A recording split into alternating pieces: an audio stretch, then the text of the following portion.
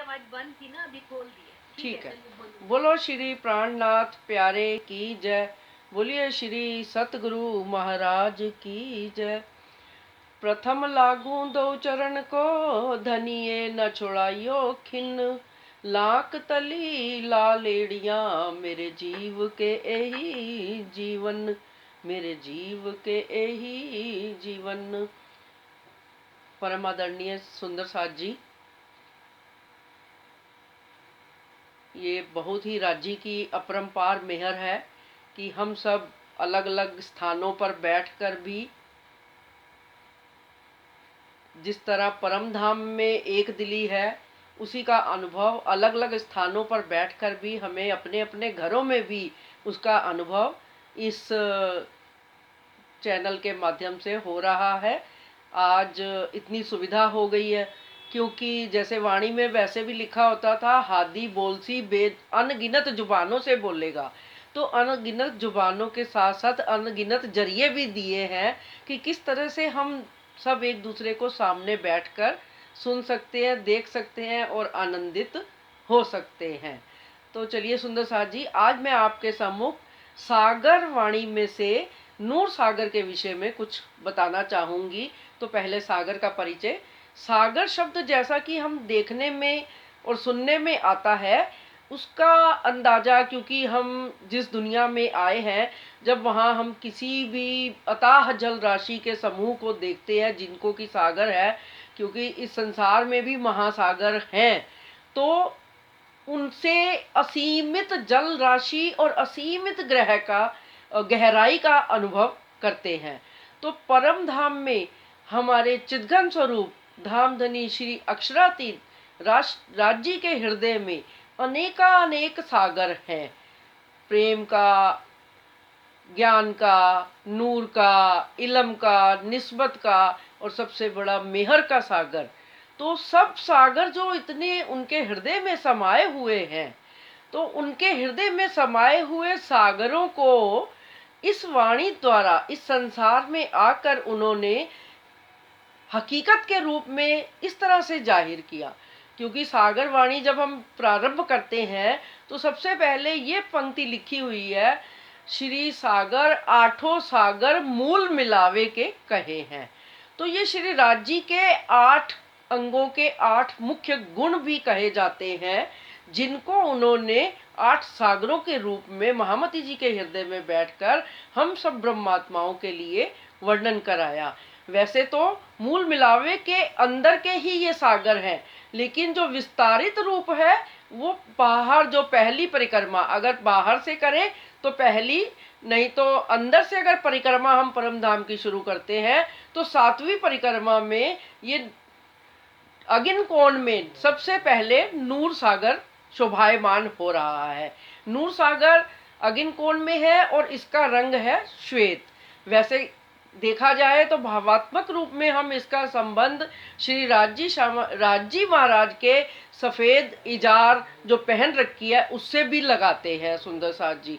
तो सफेद रंग के इस नूर सागर में पहले सब पशु पक्षी, सारा जमीन आसमान, जितने भी पेड़ पौधे हैं, सब सफेद रंग के हैं, सब में नूर ही नूर, अलौकिक प्रकाश है। वहाँ का ये जो नूर शब्द है, जब भी हम नूर शब्द को पढ़े तो इसको एक जाहिरी प्रकाश नहीं, जैसा कि हम संसार में सूर्य का प्रकाश देखते हैं। तो क्योंकि दुनी नाम रोशन का इत दुनी जानत यो कर, ये तो रोशनी जिंद अंधेर की, सो क्यों पाइए लदुन्नी बिगर।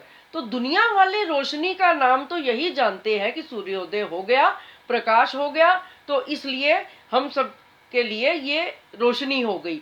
लेकिन जो ब्रह्मवाणी में जिस नूर का, जिस रोशनी का वर्णन किया गया है, वह यह रोशनी ना होकर हमारे हृदय के अंतर मन में जो अज्ञानता का अंधकार है, जो सारे संसार के में अज्ञानता का अंधकार है, उस अंधकार को मिटाया है अपनी इस वाणी के नूर द्वारा, नूर सागर सूर मार्फत। ऐसा भी हम श्रृंगार सागर वाणी में पढ़ते हैं कि जो, लेकिन जब सुंदर साथ जी, श्री राज्य महाराज और हम सब रूहें हकीकत में पहले नूर सागर में आए, फिर नूर सागर से हमारी जो है दृष्टि, हमारी जो आत्म इस संसार में माया का खेल देखने के लिए आई। तो नूर सागर का क्या महत्व है?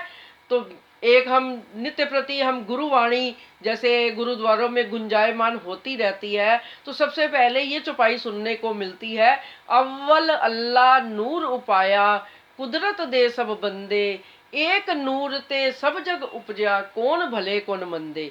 तो ये नूर क्या है? राज्य का ही दूसरा स्वरूप जो अक्षर ब्रह्म है, उनको नूर कहा जाता है। तो चिदघन स्वरूप ने अपने लीला का विस्तार करने के लिए अक्षर ब्रह्म को कहा, अक्षर ब्रह्म जी को आदेश दिया। तो अक्षर ब्रह्म के आगे नूर से, क्योंकि अल्लाह ने नूर को उत्पन्न किया, उनका सत अंग अक्षर ब्रह्म वो नूर का स्वरूप है। क्योंकि इसीलिए संसार में जो अक्षर ब्रह्म तक भी पहुंचने वाली पंच वासनाएं हैं, और भी जिन लोगों ने अपनी तपस्या के बल से नूर के स्वरूप अक्षर ब्रह्म की पहचान की, वो अक्षर ब्रह्म को ही परब्रह्म समझते हैं।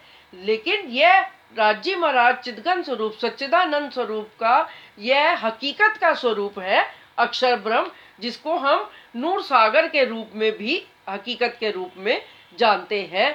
तो नूर सागर क्या है कि जब हम इतना ज्ञान ले ही चुके हैं, तो नूर सागर का क्या प्रभाव अब हमारे जाहिरी जीवन पे होना चाहिए, कुछ हमें इस पर भी विचार करना है कि जाहिरी जीवन पर हम इसका प्रभाव कैसे प्रारंभ कर सकते हैं।